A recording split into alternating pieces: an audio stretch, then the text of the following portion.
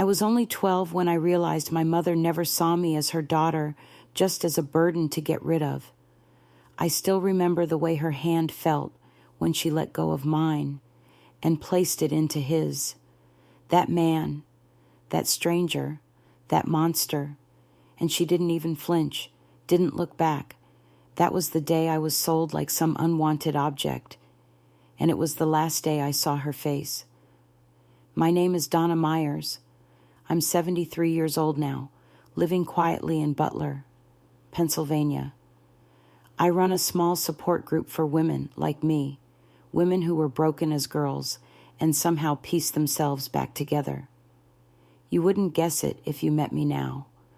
Most people see a gentle old woman with graying curls and soft cardigans, but inside me lives a child who was thrown into hell far too soon. My earliest memories weren't filled with lullabies or bedtime stories. Instead, they smelled like cigarette smoke and cheap whiskey. My mother, Lorraine, wasn't the nurturing type. She was hard, sharp-tongued, and always angry about something, usually me. She'd say things like, "You ruined my body," or "I could have had a better life if it weren't for you." There was never any warmth between us. No hugs, no good nights, just silence, or worse, blame. She had me when she was barely 17 and made sure I never forgot how much she resented it. We lived in a rundown trailer on the edge of town, tucked behind a gas station and a liquor store. She worked odd jobs, mostly cleaning motels or waitressing when she could keep one long enough. But more often than not, there were men strange, unpredictable men coming in and out of our home at all hours. I learned quickly to stay out of the way. I'd sit in the corner, coloring quietly, pretending I was invisible. If I was lucky, I'd get dinner. If I wasn't, I'd go to bed hungry while the walls rattled with arguments or worse. My father, I never met him. Lorraine said he left the day I was born. Sometimes I wondered if he was the lucky one. School was the only place that felt normal. I loved books. Oh, how I loved books.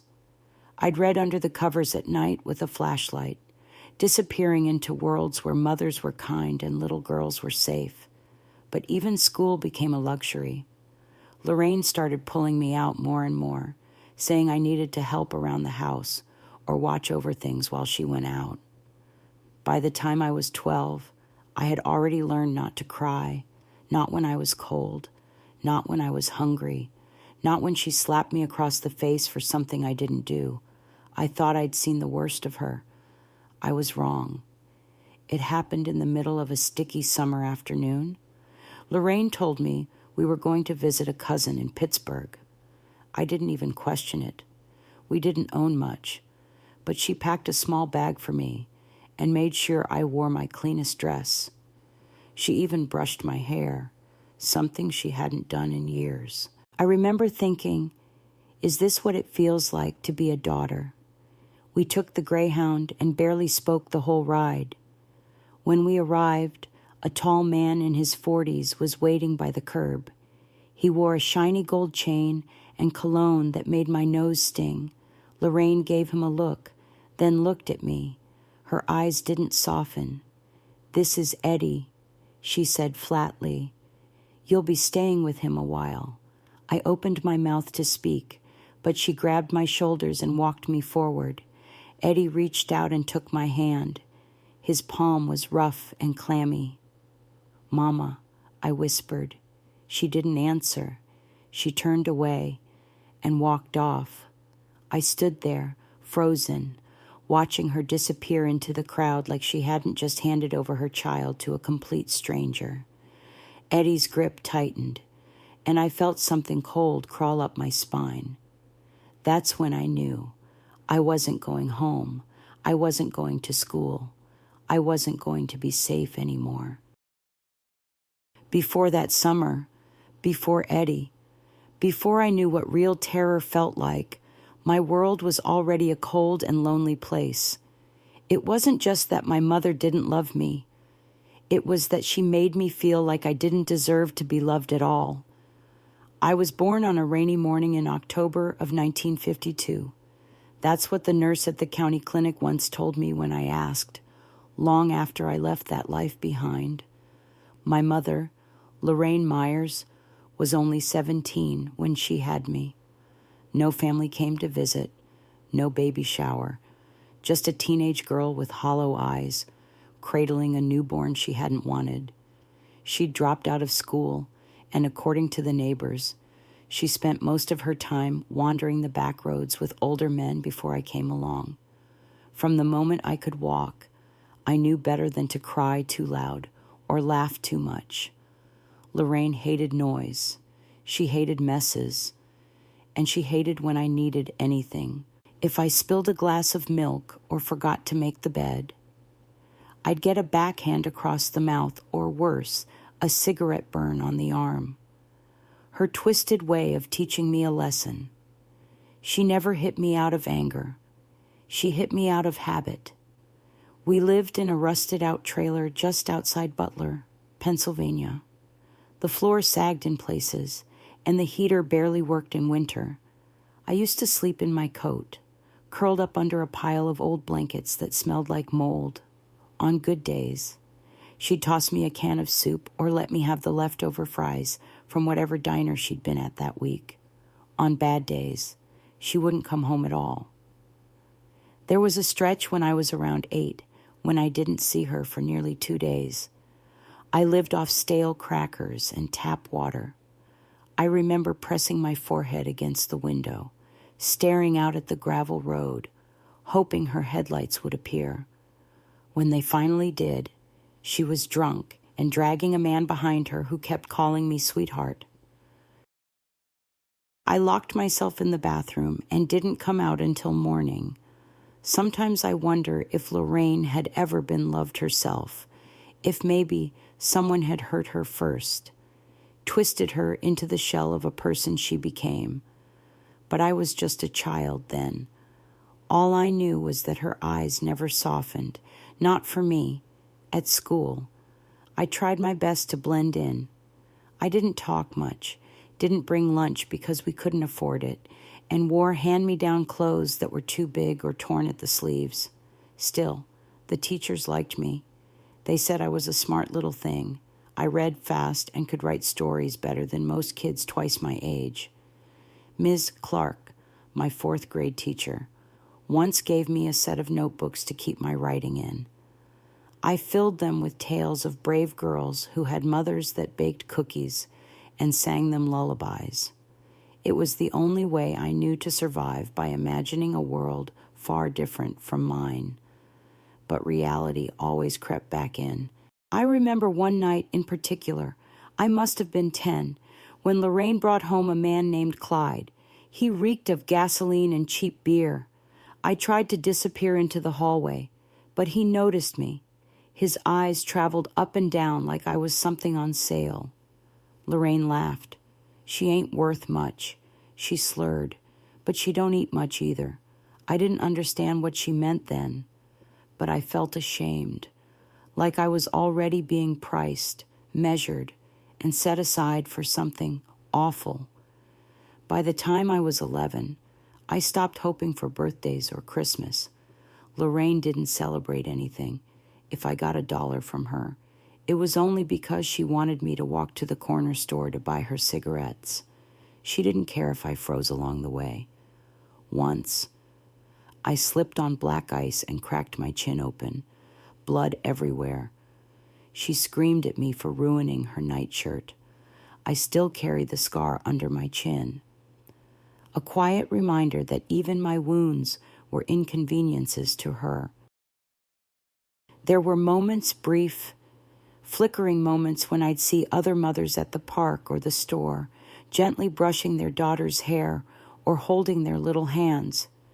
I used to pretend I was one of those girls, that maybe one day Lorraine would wake up and look at me the way a mother should, with love, or at the very least, with care. But that look never came. Instead, I got chores, insults, and bruises. And when she wasn't hurting me with her hands, she did it with her words. You're nothing, Donna, just like your worthless daddy. You were a mistake. I didn't even cry when she said those things anymore. I believed her. I believed every word. That's the part that still hurts the most, even now, that I grew up thinking I was the problem, not her, not the world, just me.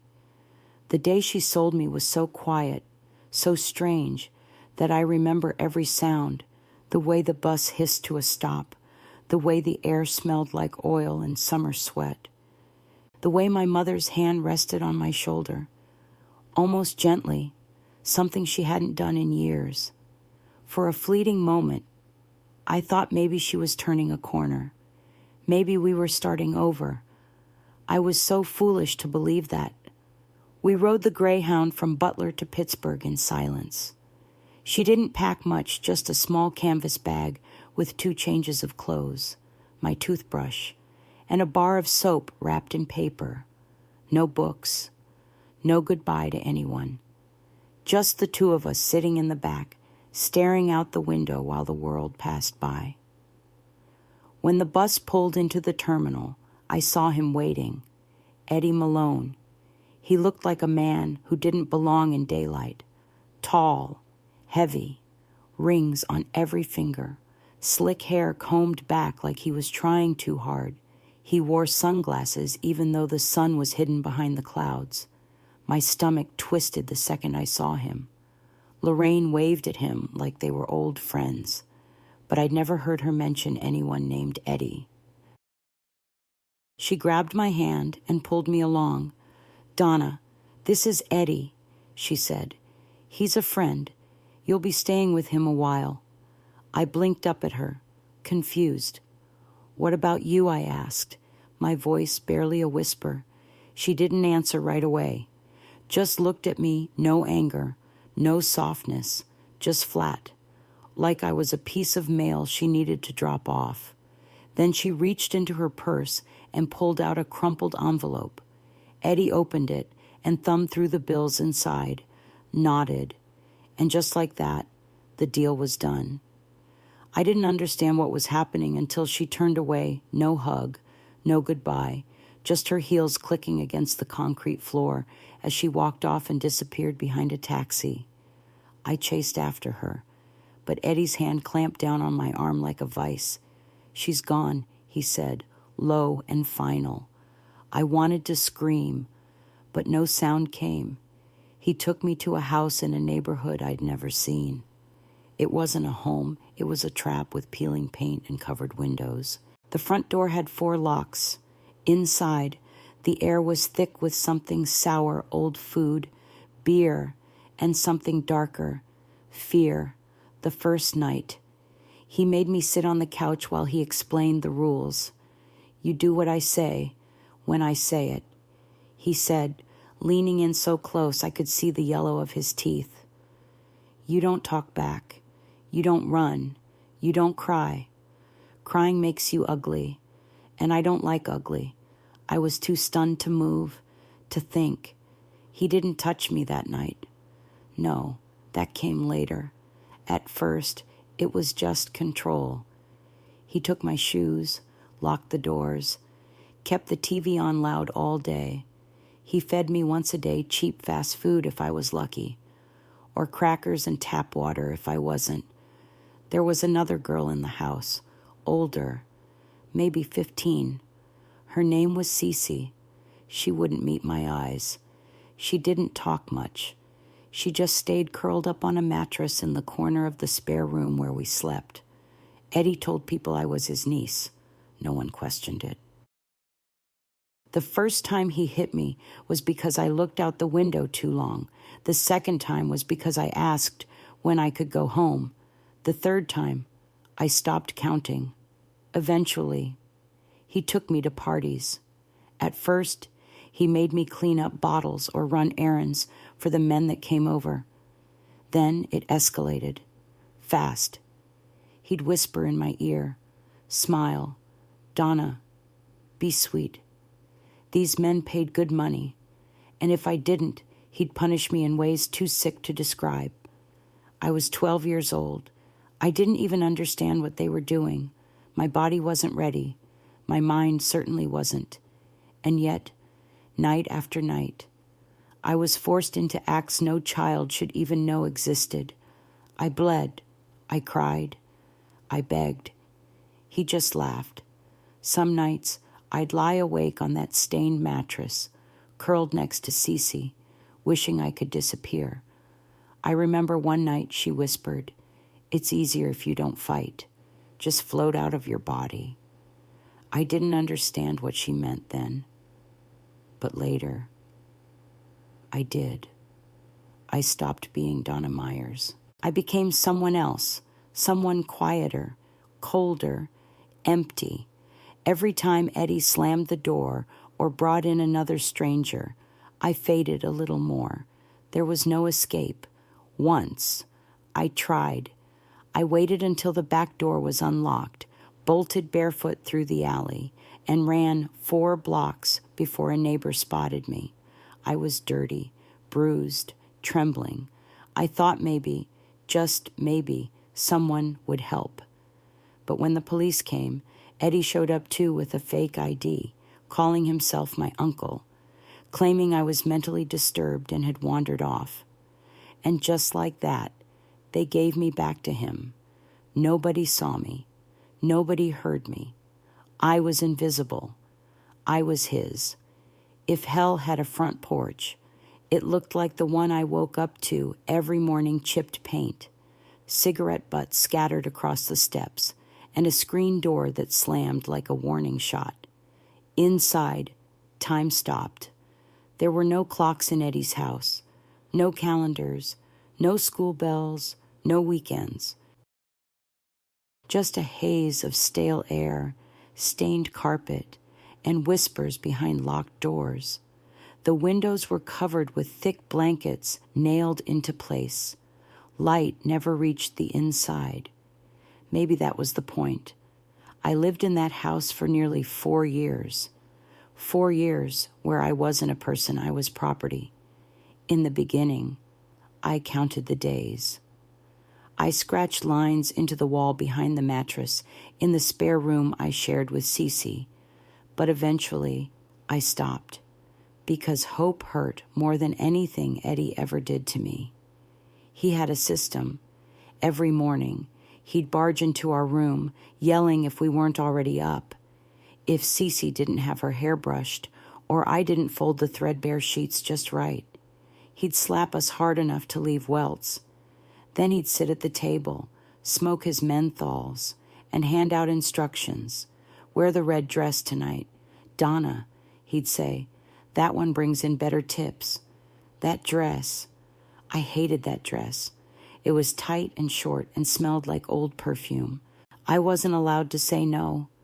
Not to him, not to the men, not to anything. Eddie never let us speak when we were in the car. He called it game face, taught us how to smile just enough, how to act grateful to the men who paid him. And if one of them complained, even slightly, about our attitude or our appearance, we'd get punished, usually with a belt, sometimes worse. One night, I came back crying, my lips split, my arms covered in bruises, and he threw me into the bathtub, still fully clothed. "You make me look bad. You get scrubbed like trash," he barked, pouring bleach into the water. My skin burned for days. Cece and I tried to protect each other in little ways, sneaking an extra cracker when we could, whispering small encouragements in the dark. But there were limits. We were always being watched. And eventually, they broke her spirit too. She stopped talking, stopped resisting. She was 15 when she tried to end it all, swallowed half a bottle of aspirin we'd hidden behind a toilet tank. I found her convulsing on the floor. Eddie didn't take her to a hospital. He dumped her on the couch and left her there to sweat through it. She lived, but she was never the same. After that, He stopped letting us sleep in the same room. Said we were too close. Said it was distracting. I think he just didn't want us to feel human. The worst part wasn't the beatings or the fear. It was the way he took away our names. Eddie stopped calling me Donna. He started calling me Doll. Said it sounded more appealing. He renamed Cece too, called her Cherry, like we were characters in a sick play he directed. He even had business cards printed. I saw them once, shoved in a drawer. They had fake names and phone numbers, offering private company for respectable gentlemen. We weren't real people anymore, just merchandise. And no one, not a single adult, ever asked where we came from. Not the neighbors who saw us limping into the house late at night. Not the store clerks who noticed we never went to school. Not the cops who drove by and nodded at Eddie like he was just another guy on the block. It's terrifying, looking back, how easy it was for me to disappear. He didn't chain us to the floor. He didn't need to. He broke us down until there was nothing left to run with. Every so often, he'd have special guest men with more money, more demands. Those nights were the worst. He made me wear makeup, heels I could barely stand in, and sit at the edge of the bed like some kind of hostess. I was 13 the first time one of them brought a camera. Afterward, I threw up in the bathroom until there was nothing left in my body. I cried quietly because crying too loud would bring him in, and I wasn't ready to be punished again. My ribs were still sore from the last time. I used to pray, not to be saved. I stopped believing that would happen. I prayed for death, for it to be quick, painless. I thought if I died in my sleep, it would be better than this life. But every morning, I woke up and the door still locked behind me. Then came the days when Eddie would leave for hours business. He called it. That was when I'd sneak into the kitchen and write little notes on scraps of paper, hoping to throw them out with the trash or hide them in cereal boxes. Help me. My name is Donna. I'm not safe. I don't know if any of them ever got found. Maybe someone opened a box of crackers one day and saw my note. Maybe they threw it away, or maybe they didn't believe it. You'd be surprised how many people look away when something ugly asks to be seen. Her name was Valerie. She came in one night after a man dropped her off in a black pickup. She couldn't have been more than 16, but there was something in her eyes, worn, watchful, too old for her face. Eddie barked at her to sit down and tossed her a pillow like it was some kind of welcome gift. She didn't cry. She didn't scream. She just sat down beside me on the mattress and whispered, "How long have you been here?" I couldn't answer. I didn't know anymore. That night, while Eddie slept off his whiskey in the living room, Valerie and I talked in the dark. She told me she'd been traded through 3 different men already. Said the last one used to lock her in a dog crate. I asked her how she managed to keep going. She smiled, just barely. "I make plans," she said, "even if they're small, like getting out of bed without crying, or stealing back something he took." I didn't know it then, but Valerie would become the closest thing I ever had to a sister. In the weeks that followed, she taught me things: how to keep a straight face even when I was terrified, how to breathe through pain, how to look men in the eye without letting them see the fear underneath. She was smart. She knew things Eddie didn't. She watched everything, and for a while, it made all the difference. Having someone in that house who understood, who didn't talk down to me, didn't pity me, didn't hurt me, it was the first time I didn't feel entirely alone.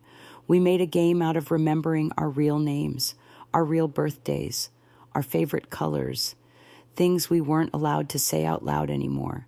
Mine's Valerie Marie Green. She whispered one night, born on Valentine's Day. My mom used to say I was her little sweetheart. She stared at the ceiling for a moment before she got sick. I told her about the notebook my teacher once gave me, how I used to write stories about running away to California or riding horses in Montana. She smiled. You should write those again, she said, even if it's just in your head. Valerie gave me hope when I thought I didn't deserve any, which is why what happened next nearly broke me beyond repair. It was late autumn when Valerie decided she couldn't take it anymore. She had been limping for days, Eddie's latest punishment. Her lip was split. One of her ribs was probably cracked. She kept whispering, I'm getting out. I don't care what happens. I begged her to wait, to come up with a plan, to try when he wasn't watching so close. But she was past plans. She tried to escape through the back bathroom window one night after Eddie passed out. She climbed up on the toilet and tried to wiggle the frame loose, but Eddie wasn't passed out. He was waiting. He dragged her out by the hair, threw her against the hallway wall so hard I heard something crack. Then he locked me in the bedroom and turned the music up loud. I don't know how long it lasted. I only know that when the door finally opened, Eddie stood in the frame, red-faced and breathing heavy. He stared at me like I was next. Then he slammed the door shut again. In the morning, Valerie was gone. He told me she'd gone to live with another family, but I found her locket under the bed, and I never saw her again. After that, something in me turned off. I stopped talking, stopped eating more than I had to, stopped praying. I didn't want to get close to anyone else. I didn't want to remember things like birthdays or favorite colors. They made the pain worse when people disappeared, because they always disappeared. Eddie kept bringing in new girls, some younger, some older, but none of them stayed long. They either broke, like Cece, or vanished, like Valerie. And me, I became what Eddie called his best earner. I learned to keep my head down, to not feel anything. I don't know how I survived those next 2 years. It wasn't strength. It wasn't bravery. It was pure numbness. I became a ghost in my own body. I stopped thinking about the girl I was, the one who read books by flashlight, the one who believed a better life was possible. That girl was gone. In her place was a girl who moved on command, who flinched when doors creaked, who didn't trust anyone, except maybe one day I'd find a way out. Valerie had tried, and even though she didn't make it, she planted a seed in me that never fully died. The idea that one day I wouldn't be Doll, I'd be Donna again. It took me nearly a year after Valerie vanished to finally do what I'd been too afraid to try before: run. The idea had sat in my chest like a stone, heavy and unmoving. But something about that winter, maybe the way the cold seeped through the floorboards, or the silence in the house after Eddie's new girls came and went, woke something back up in me. I was 15 now. My body was taller, stronger, but I still felt like that 12-year-old girl waiting by the bus stop, praying for someone to come back for her. No one ever did, so I decided, for the first time, I would go. Eddie had started drinking heavier, passing out for hours at a time in his recliner with a gun in his lap. That night, he had passed out early after yelling at one of the newer girls for crying.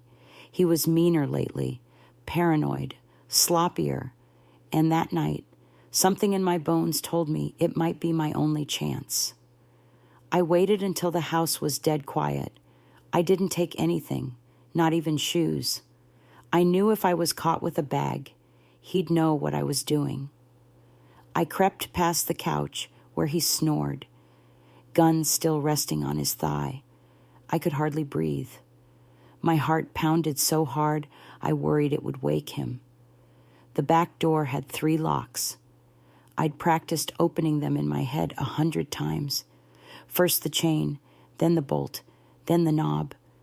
My fingers shook, but I managed to undo them, one at a time, until the door creaked open and cold air slapped me in the face. I didn't wait. I ran. I ran barefoot across broken gravel and half-frozen sidewalks, past dark houses and barking dogs. My feet bled, but I didn't stop. I didn't care. I just ran until my legs collapsed beneath me. I had no plan, no destination, just the deep, desperate instinct that if I stopped, he'd find me, and I wouldn't get another chance. It was nearly sunrise when I collapsed outside a dusty used bookstore on a quiet street. That's when I met her, Janet Holloway. She looked like someone's grandmother, standing outside the shop with a mug of coffee and a coat wrapped tight around her frame. Her gray hair was twisted into a neat bun, and her eyes narrowed when she saw me, not with suspicion, but with concern. "Honey," she said, stepping forward. "Are you hurt?" I couldn't answer. My lips were cracked. My throat was raw. I just nodded, slowly, and then everything went black. When I woke up, I was lying on a floral-patterned couch inside the bookstore. A warm blanket covered my legs. My feet were bandaged, and the smell of cinnamon filled the air. Janet sat nearby, knitting quietly, as if nothing unusual had happened. She looked over at me, calm as ever. "You're safe now, sweetheart," she said. "No one's going to hurt you here." I burst into tears. It was the first time I'd cried in years. She gave me time, didn't press, just offered warm soup and a soft bed in the back room of the store. When I finally told her my name, my real name, she nodded. "Donna." She repeated, "That's a good name. It's yours. We'll make sure no one takes it away again." Janet had lost her own daughter years before to a drunk driving accident. Maybe that's why she saw something in me. Maybe she was just the kind of person who couldn't turn away from pain. Either way, she didn't just give me shelter. She gave me my first sense of dignity. The next day, she took me to a clinic, then to a woman at Child Protective Services who she trusted. For the first time, someone listened, really listened. I told them everything, about Lorraine, about Eddie, about the other girls, about the men. They didn't look away. They didn't tell me to forget it. They promised to help. I stayed with Janet through the court proceedings. She let me call her Grandma Jan, even though we both knew we weren't related by blood. She enrolled me in a local school under a new name while the investigation moved forward.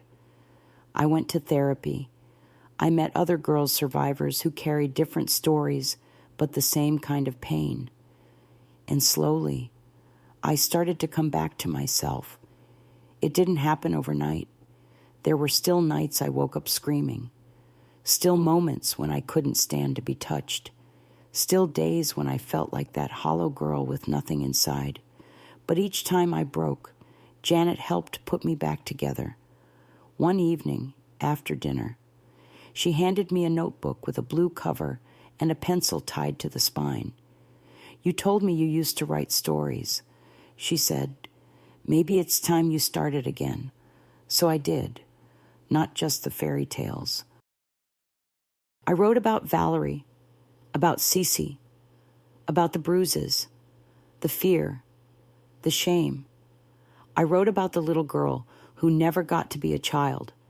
And somehow, in writing it all down, I began to breathe again.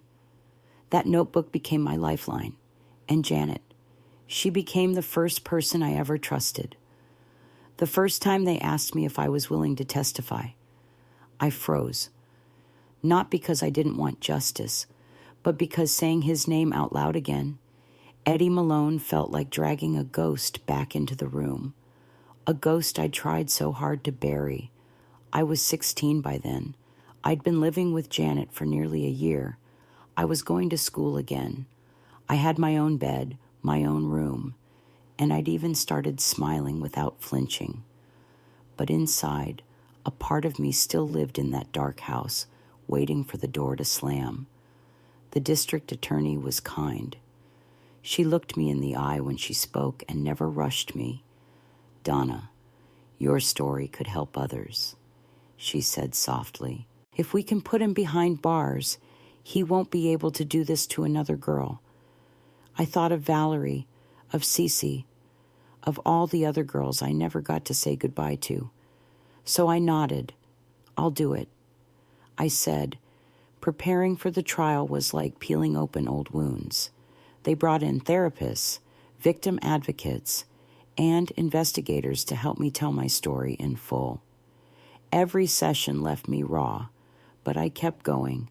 I owed it to the girl I used to be, the one who had no one. When I took the stand in that courtroom, I felt like I was stepping into battle. Eddie was there, thinner, older, shackled at the wrists, but still wearing that smug smile, the kind of smile that once made me cower, but not anymore. My knees trembled, but I held my head high. I was 12 when my mother sold me to that man.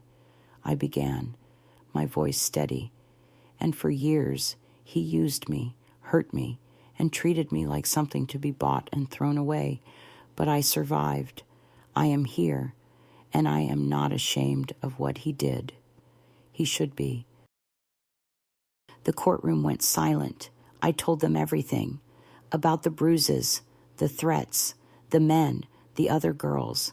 I gave names, described places, answered every question, even when my voice cracked. At one point, I saw Eddie flinch, just a small twitch, but it was enough. He was losing control, and for the first time, I was taking it back. When the verdict was read guilty on all charges, I didn't cry. I sat there, staring at the floor, trying to remember how it felt to be free. He was sentenced to 35 years in federal prison for trafficking, assault, and child endangerment. The judge called it a stain on society that should never be allowed to breathe fresh air again.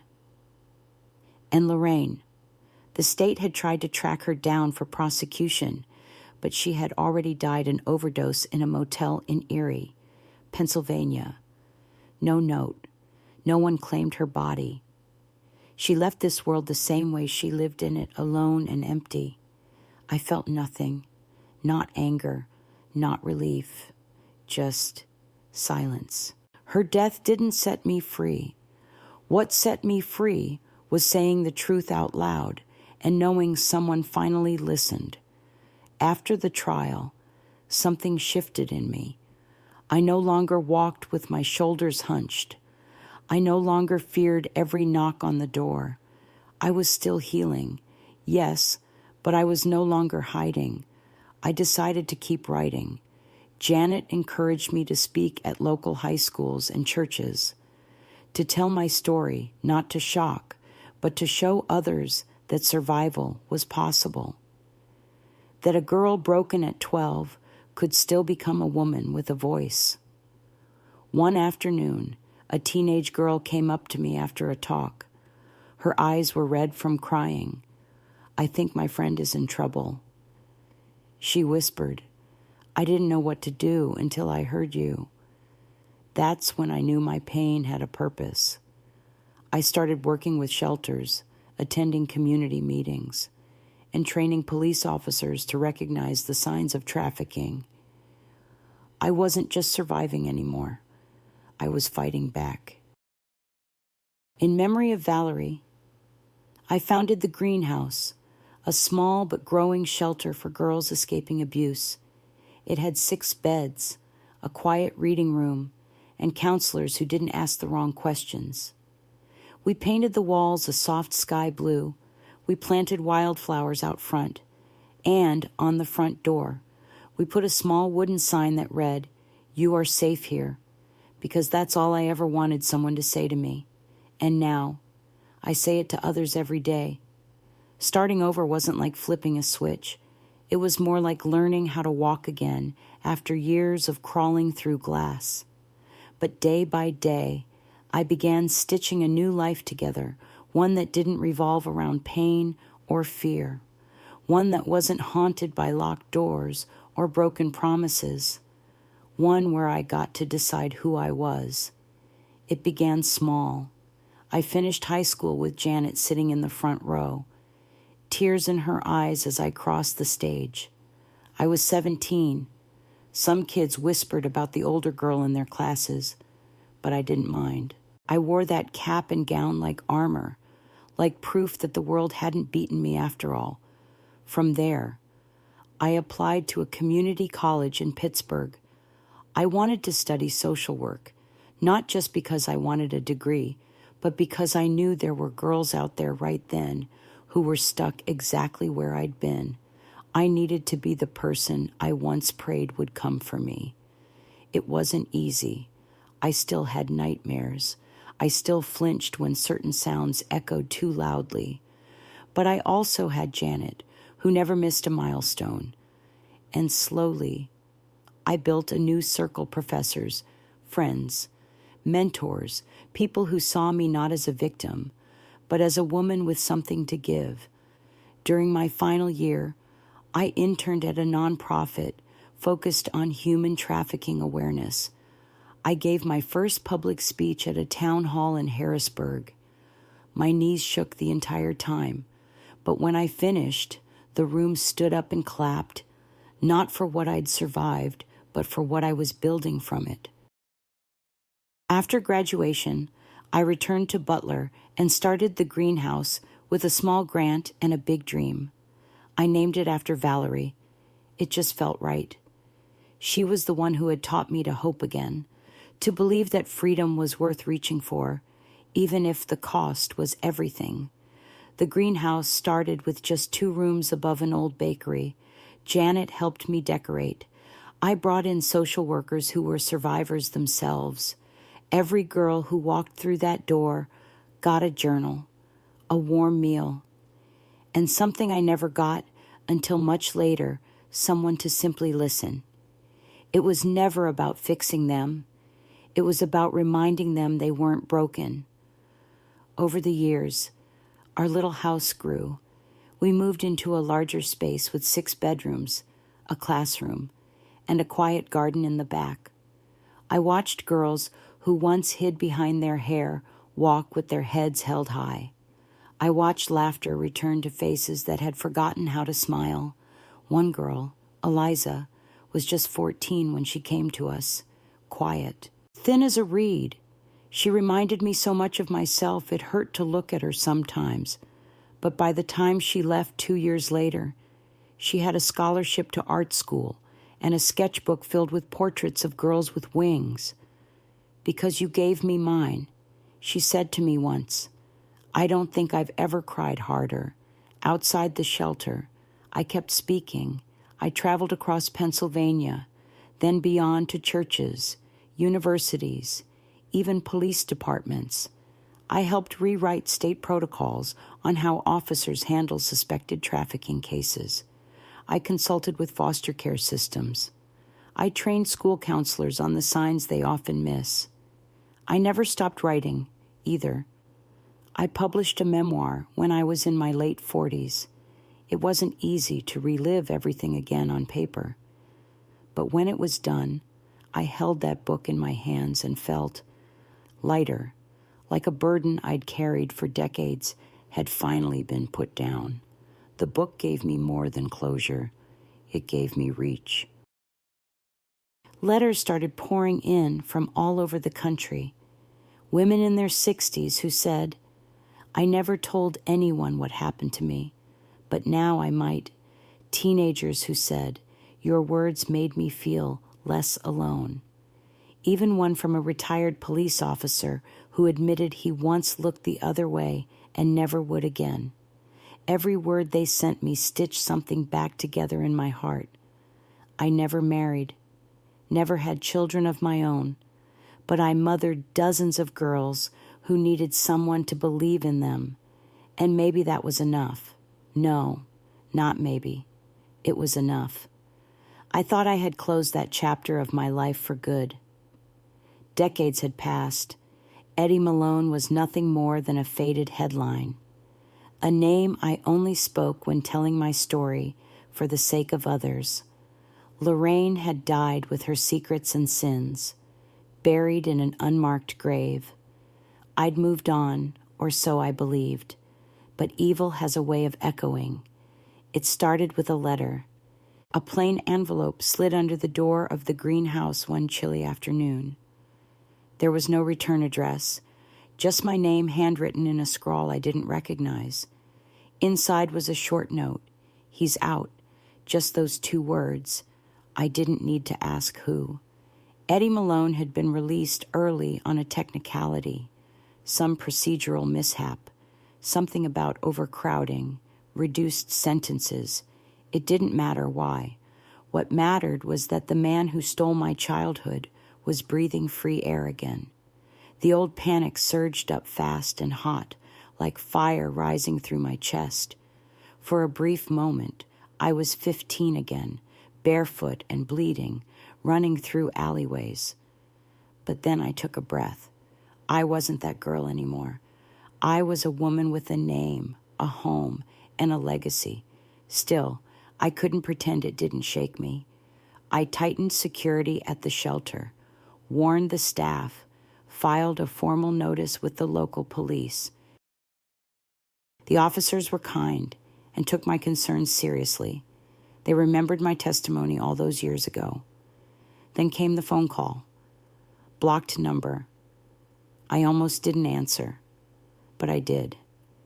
And I heard his voice, low, gruff, older, but unmistakable, still telling your little stories. Huh. Donna, he said, you always did have a big mouth.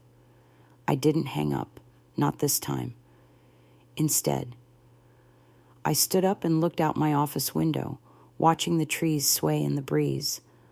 I thought of every girl who'd walked through my doors, every speech I'd given, every scar I'd turned into something useful.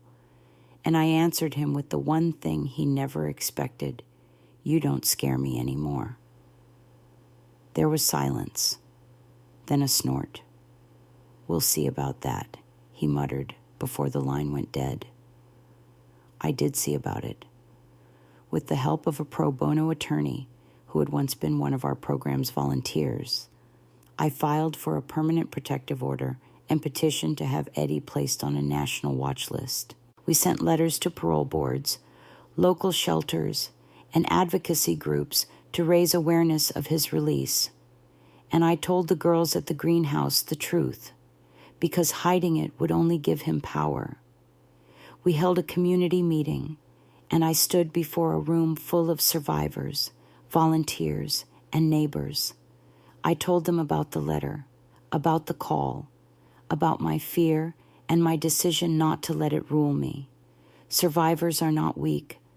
I said, we are forged from fire, and when the past comes knocking, we do not open the door. We build something stronger behind it. They stood with me, side by side. After that, I didn't hear from Eddie again. Maybe he realized I wasn't his victim anymore. Or maybe he finally understood what I had built. What we had built was stronger than his hate. I'll never know, and I no longer care. Sometimes, when I sit alone in the quiet of the greenhouse garden, I look up at the sky and wonder how that broken little girl ever became this woman. I'm 73 now. The skin on my hands is thin and lined. My hair is silver, and my steps are slower than they used to be. But my voice has never been stronger. The past didn't disappear.